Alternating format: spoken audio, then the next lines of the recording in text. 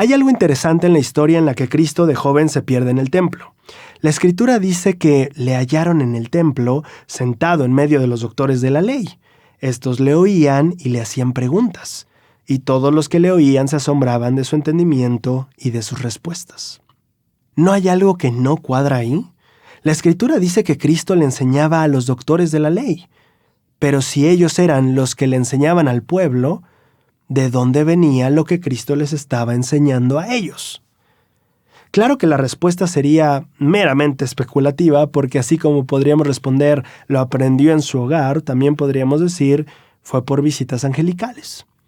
Pero mi punto no es que sepamos exactamente de dónde las obtuvo, sino que notemos de dónde no las obtuvo.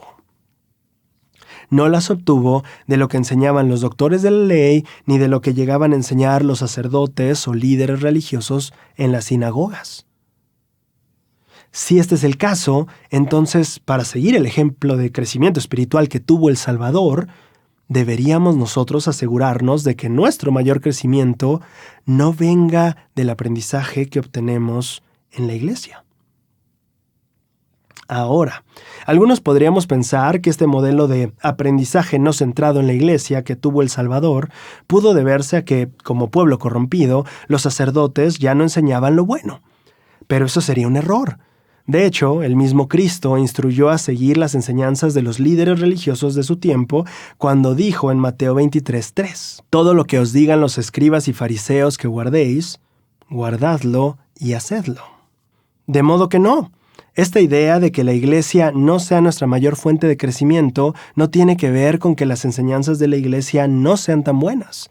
El maestro vivía en una época en la que las enseñanzas de los líderes eran buenas y debían vivirse, pero eso no hizo que él se limitara a solo ese tipo de aprendizaje. Y como sus seguidores, nosotros tampoco deberíamos hacerlo. De hecho, es justo así como funciona Ven Sígueme.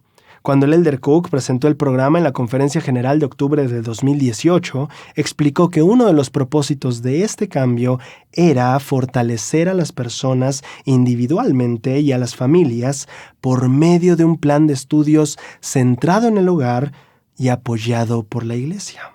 El Elder Cook recalca en esta cita la importancia de tener experiencias espirituales de aprendizaje no solo también en el hogar, sino principalmente en él. Esto nos hace ser más autosuficientes en nuestra propia conversión porque ya no solo nos sentamos a escuchar, sino que leemos, meditamos, tal vez hacemos anotaciones y después compartimos el conocimiento obtenido por medio del Espíritu. El Elder Bednar en la Liaona de mayo de 2019 lo explicó así: no debemos esperar que la iglesia como organización nos enseñe o nos diga todo lo que necesitamos saber y hacer para ser discípulos devotos y perseverar valientemente hasta el fin.